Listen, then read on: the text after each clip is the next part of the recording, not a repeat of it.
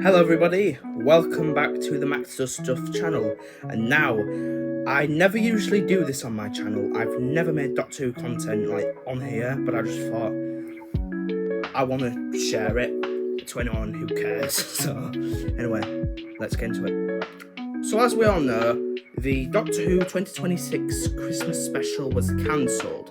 Hell, a script wasn't written and filming didn't even begin. So that was just one big massive lie concocted by Russell and the BBC.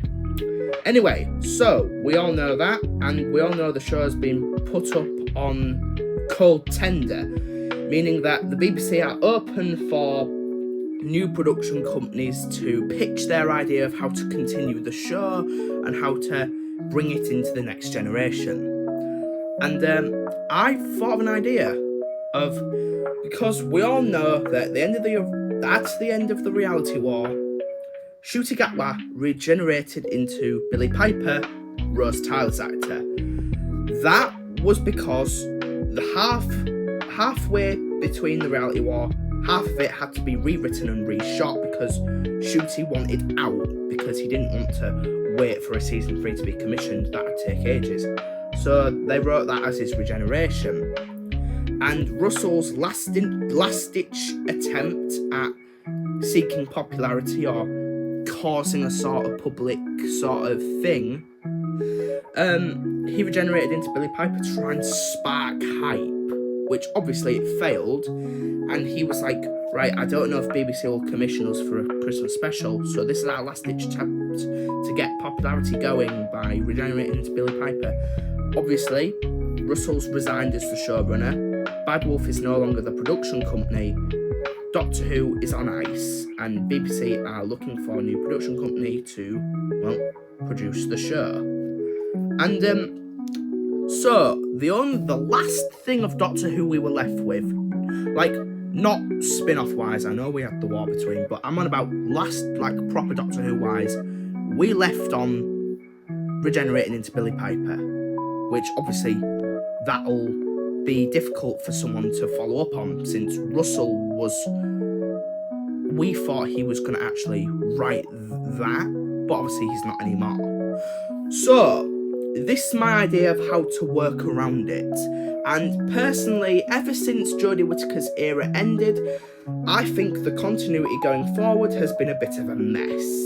I am not a fan of the idea of the Doctor regenerating into an old face, and I am not a fan of bigeneration, and I am not a fan of the fact that the Master had seemingly caused a genetic explosion which spanned across space and time, meaning it had killed some of the Time Lords outside of the planet. I don't like that, because that removes any possibility of the Time Lords coming back. So, here's what I'm going to do. We're going to show all the events that led up to Billy Piper's regeneration, like becoming David Tennant, the bigeneration, meeting Ruby, defeating Sutek, meeting Belinda, defeating Omega. And we will see Ncuti regenerating into Billy Piper when she's like, oh, hello. And then it's going to pause, like you pause a TV screen, and it's going to rewind, and boom, we're back at 13th regeneration. You know the bit where she says, the blossomiest blossom. It's the only sad thing. I want to know what happens next. And after that, we saw into RTD2's era. And then when it got to Billy Piper's regeneration, it went back there, and it's like literally just after that line, she says, but I bet it's going to be brilliant. Doctor whoever I'm about to be, tag. You're it. She's about to explode into regeneration energy, but guess what? Time freezes. The world turns grey, and her regeneration energy just vanquishes. Why? She looks to the left, and over the water, some sort of door is being carved into reality. What's going on? Why is there a door hanging over Durdle Door?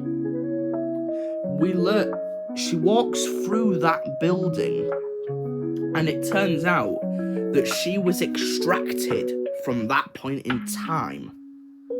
But why? It was an extraction chamber which was introduced in Hellbent, and we're bringing it back for this moment here. She looks around, and it's a big white room with loads of desks and computers and stuff like that. She looks around and she sees outside, and guess what? The building is on a destroyed planet. A planet that was destroyed by the flux. It's just a little callback. It's not going to play into the plot or anything. And then we get confronted by the person who extracted her from that point in time. Al-Mashi. Al-Mashi turns out to be a member of the Division. And we know who the Division is, right? They intervene in time and space, so it suits them. They intervene in time and space so that they can control events and keep things going swimmingly. It turns out that, because when she says, I want to know what happens next, she was thinking what she saw, that was her. She thought she was there thinking, oh, this could potentially happen. But no, actually, it was a moment where two timelines accidentally sort of crossed, and then Jodie got lots of glimpses into an alternate timeline. And it turns out the Division extracted her from that point in time. And when Time Lords regenerate, a sort of crack in the vortex opens up, and that's where all the regeneration energy goes, and it powers the vortex, and then it closes. By generation, or when she regenerated into David Tennant, it turned out, mid-regeneration, a time crack opened up, and David Tennant's regeneration wave accidentally made its way into that point in time, and sort of interfered with the regeneration, causing her to become David Tennant. So the Division pulled her out of that moment before that happened. And obviously we know, going forward, when she meets up with Donna Noble and all that, they go to this place in Wild Blue Yonder, and obviously the whole idea is that that's where the gods were staying, and the Doctor going there, that sort of caused the gods to sort of cross over into our reality. And the Division's like, we've pulled you out of that timeline because in the future, gods will be unleashed because of you, and they will treat reality as a playground, and reality will become uncertain, and events will become uncontrollable. Because that's what the Division is. They control events in time and space, so it suits them. The Doctor has a bit of a conflict with them, and Al-Mashi's like, we're not going to let you go from here. We don't want you to go out there and intervene with our events. We're going to lock you away. So Al-Mashi pulls out this little remote thing, points it at her, and she gets sort of transported into this digital prison thing, similar to the Matrix or something. And then we cut to Yasmin Khan. It has been 3 years since she said goodbye to the Doctor. Yasmin Khan has just gotten back with the shopping in Sheffield, and she enters her flat, and then she hears smashing near the bins of her flat, where it's Yaz, I've always been interested in this concept. So Yaz has those instincts now, because travelling with the Doctor, it's proven that anything could happen, everything's in the air. So she grabs a baguette that she got from the shop. She creeps over to the bins to see if anything's wrong. She jumps out, thinks it's an alien, but it turns out it's just a drunken bloke who accidentally smashed one of his bottles, and he's just having a little drink by the bins. She's getting a bit too instinctual. She's too different from when she first met the Doctor, because obviously she's one of those people that's she's constantly aware of everything around her, which is good. She crashes on the sofa and turns on BBC News, and there's a news thing where it says, breaking news on Durdle Door, there's a grey bubble surrounding the edge of Durdle Door in Dorset, and there's a blue police box inside there. Yaz sits up, she knows a blue police box, she used to travel with the Doctor, So you know what she does? She grabs her psychic paper, she grabs her police badge, she gets into her car and drives all the way to Durdledore. She gets there, and it turns out the police have surrounded the bubble, the Dorset police. And then she pulls out her chef, because she's not a police officer anymore, is she? She pulls out her police badge and is like, Officer Yasmin Khan, proudly serving the police. Shows it says Sheffield. And then the officer's like, you're way out of your constituency now, aren't you, love? And then she's like, oh, sorry, I keep on showing people my old badge. Anyway, this is my new badge. It's a psychic paper, right? Officer Yasmin Khan, proudly serving Dorset police. All that shite. And then he's like, oh, right, okay. Yes, you may pass through. Yasmin's there. She sees the grey bubble surrounding the TARDIS. And she's like, right. She steps through, but there's going to be a cool visual. When she steps through, at first, she sees the police car, but guess what? The bubble sort of like goes, reverses, and there's no cars there. She's curious. She sees the door in that reality, and she's curious, and she's about to step through. We cut back to the White Room, and She's like, yes, the Doctor's captured. No more interfering from the Doctor. And then we get Jo Martin back. Jo Martin comes back for a brief period, and she's like, yes, more intervening from the Doctor. And Al Machine's like, oh, Doctor, why can't you just go away? And Al Machine grabs the remote and is about to press it at the fugitive Doctor to trap her in there as well. But guess what? Jo Martin pulls out her blaster and shoots it out, shoots the hand, and he drops it. So Jo Martin rushes over, grabs the remote. But guess what? Al Machine has outsmarted her. He pulls out his disintegration weapon at her and he says, if you release her, I'm gonna kill you. First second. So now Jo Martin's in a bit of a, oh God, what do I do? But you know that thing that the Doctor can do? Telepathic communication, telepathy. She contacts the fugitive Doctor and she's like, contact. And she's like, right, I'll tell you what you do. You press the button, and when I escape, I'm going to immediately rush him, and I'm going to snatch the gun off him. Right? So, like, she'll just immediately run for him. So Jo Martin presses it, and then Jo Martin pushes the disintegrator out of the hand, and then she immediately runs to Jo Martin's side. And then he's like, oh, I'm going to kill you, Doctor. And he starts walking over there. But then Officer Yasmin Khan comes stepping through the extraction chamber. And she's like, I don't think so, pal. She pulls out a pistol, shoots Al Machine to the floor. And then he's about to regenerate. But before he regenerates, we all know what happens, right? If you kill a Time Lord mid-regeneration, they're officially dead. He's about to regenerate. But she pulls out a blaster, shoots him mid-regeneration, and Al Machine is fucking dead. And then the 13th Doctor's like, you didn't have to do that. And she's like, what? He was going to do that to us anyway. And then the Doctor is obviously happy to see Yaz again. And Yaz is like, oh, so you didn't regenerate? How come you didn't visit me then? You know, a bit of a thing there. And then the Doctor's like, well, I was about to, but then all of a sudden, time stopped and the world turned grey, and I was pulled out of that point in time, and I was pulled out and trapped for a bit.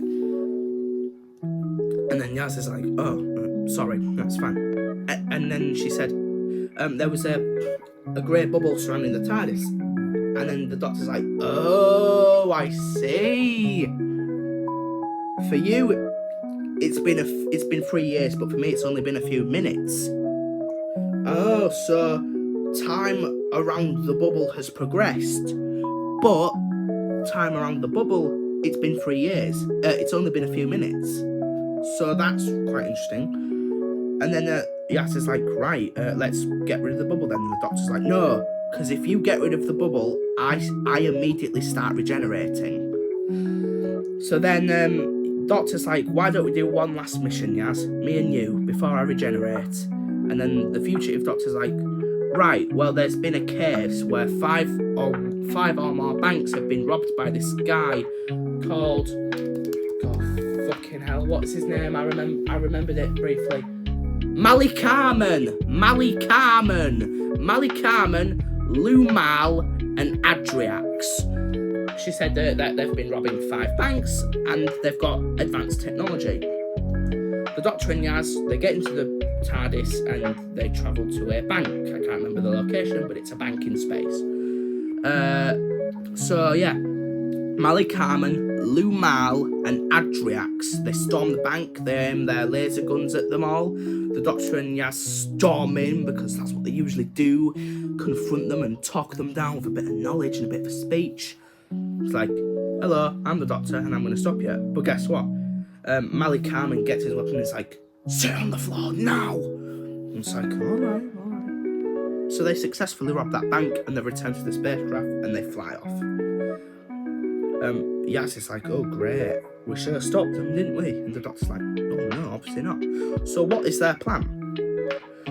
The Doctor and Yaz go into the TARDIS and they fly off to a Jadoon platoon where they are all rallied up, and he's like, we are the Jadoon, we will prepare for a mission. The Doctor's TARDIS lands and is like, Jadoon, surround the blue box. And then the Doctor steps out and is like, whoa, we're coming in peace. And the Jadoon's like, you want to make a report? Why didn't you go to the reporting platoon? And the Doctor's like, oh, this isn't the reporting platoon? No. Oh, right. So as you know, there is a guy called Malik Carmen, Lumal, and Adriax, and, well, we've got an idea. So basically what happens is that she says, does any of you have a perception bubble? So basically, we cut to a different place, a desert planet. Because it turns out before Malik Carmen left, the Doctor had put a tracking device on him. So now they can sort of follow this ideal trail of where banks will be, like this little trail, this little path. So basically the Doctor lands and Yaz land on a sort of desert planet. And there's a TARDIS. And basically they surround the TARDIS with a perception bubble, making it look like a bank. And they go hide somewhere, and they've got the controls preset for the Jadoon platoon. Yeah, and they go to hide. Malik Carmen's ship's flying through, and they see the bank on this desert planet, and they're like, oh, fine, I was originally going to stop today, but we'll rob one more bank, and that'll be that. So they head down there, they got the guns, they're about to storm it, they enter, they realise it's not a bank. The door shuts and locks itself.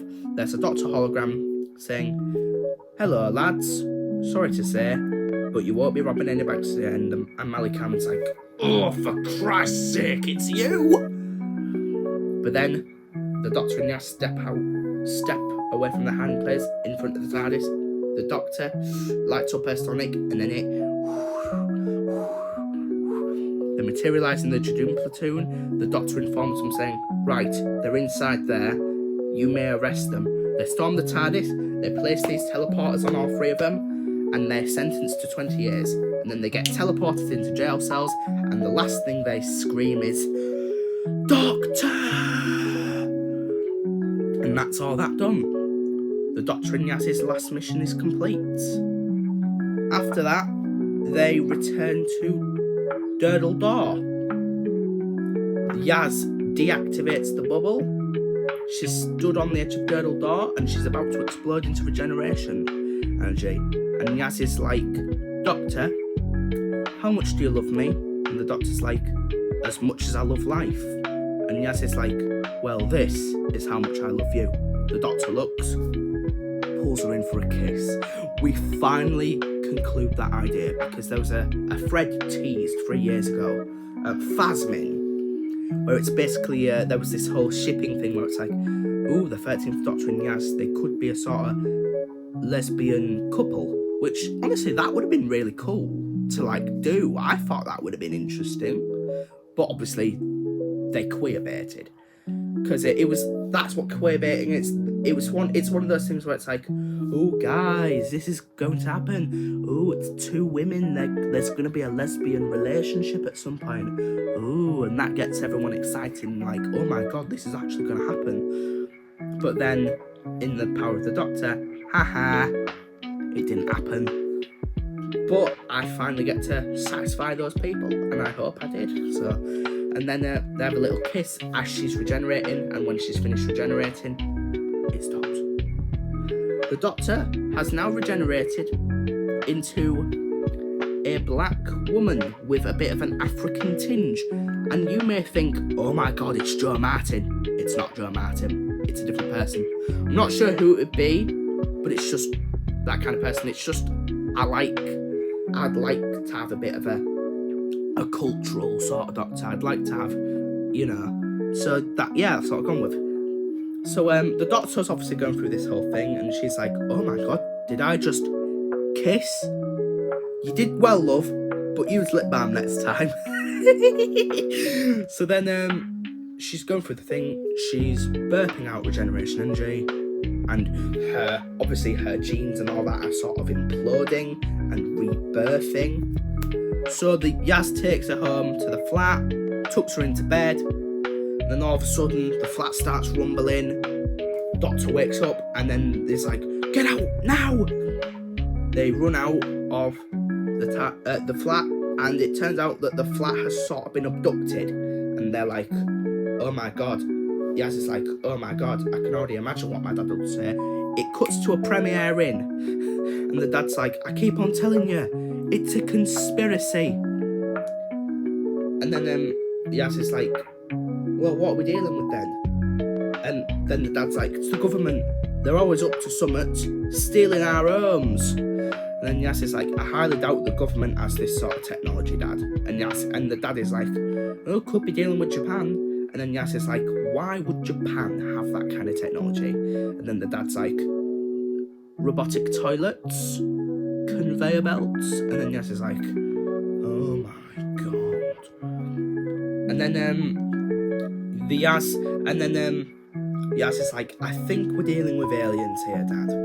And then Dad is like, you could be correct. And then Yaz is like, Dad, I've literally spent time travelling around time and space. And plus, the Doctor is an alien. Aren't you, Doctor? She turns back, the Doctor's gone. Yaz exits the premiering room, and she sees a note on the floor. It says, Yaz, I have enjoyed my time with you, Ryan, Graham, and Dan. The previous me had its fun, but now this me needs a new life. Thank you for everything. The Doctor. Yaz looks up, teary but still smiling. Goodbye, Doctor. And then we cut to the bins in Premier Inn. The Doctor's hurriedly looking for her TARDIS. And I thought of a cool idea. You know how time stopped, and obviously when a Doctor regenerates, the TARDIS goes through its own change, right? Well, I was thinking, since time stopped, the TARDIS became a sort of white void. It still had a console, but it became a white void. It was like stuck in the middle of production, like it wasn't designed yet. But obviously, since the bubble's gone, the TARDIS materialises behind her. She looks inside, and I thought of a cool design, guys. The console is a big tree, and there's leaves, and there's yellow sort of balls in there, and those are meant to sort of represent memories that the Doctor has handcrafted. The walls are made of wood, and it's like, those, like, if it's usually white walls, there'll be like sort of circles on them. Well, I thought instead of circles, there'd just be hearts. And inside of the hearts, they're sort of carved in. There's like different lights, like sort of light bulbs and stuff.